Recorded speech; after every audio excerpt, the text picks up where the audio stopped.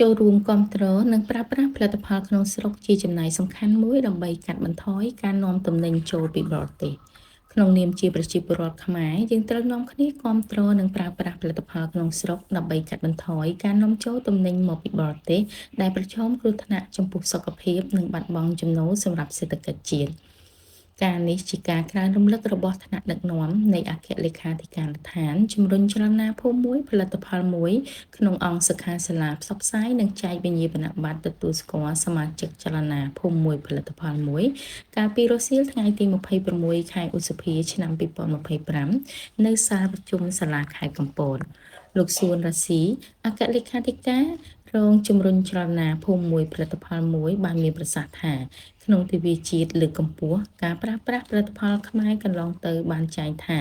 នាំគ្នាគ្រប់គ្រងនិងប្រើប្រាស់ផលិតផលខ្មែរដើម្បីកាត់បន្ថយការនាំចូលទំនិញមកពីបរទេសដែលប្រឈមគ្រោះថ្នាក់ចំពោះសុខភាពនិងបាត់បង់ចំណូលសម្រាប់សេដ្ឋកិច្ចជាតិ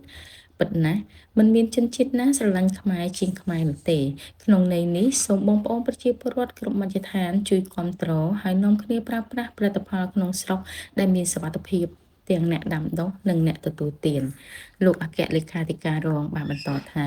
រាជរដ្ឋាភិបាលបង្កើតចលនាភូមិមួយផលិតផលមួយជាកត្តាសំខាន់ដើម្បីធ្វើឲ្យមូលដ្ឋាននីមួយៗមានការរីកចម្រើនផ្នែកសេដ្ឋកិច្ចតាមរយៈការបំផុសការដាំដុះឬជំរុញការផលិតនៅមុខទំនិញប្រចាំភូមិឋានប្រកបដោយគុណភាព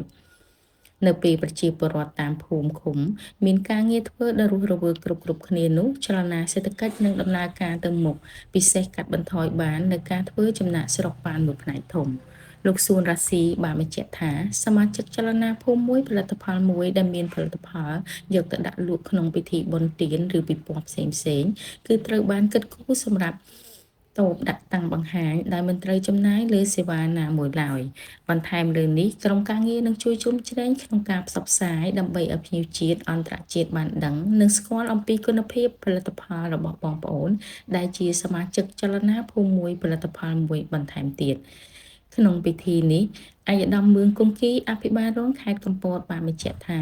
កំពតជាខេត្តមួយដែលមានសក្តានុពលផ្នែកខ្ពស់ផ្នែកកសិកម្ម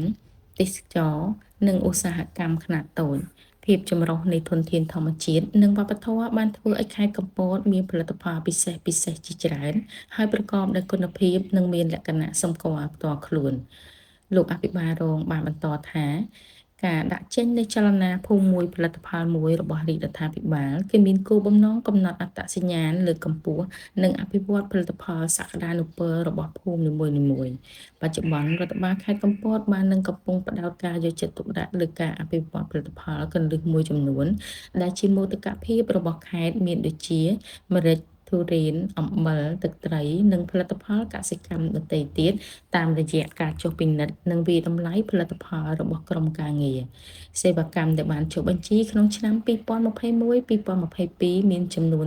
49មុខរួមទាំងផលិតផល8ប្រភេទបន្ថែមទៀតដែលត្រូវបានចុះបញ្ជីក្នុងឆ្នាំ2024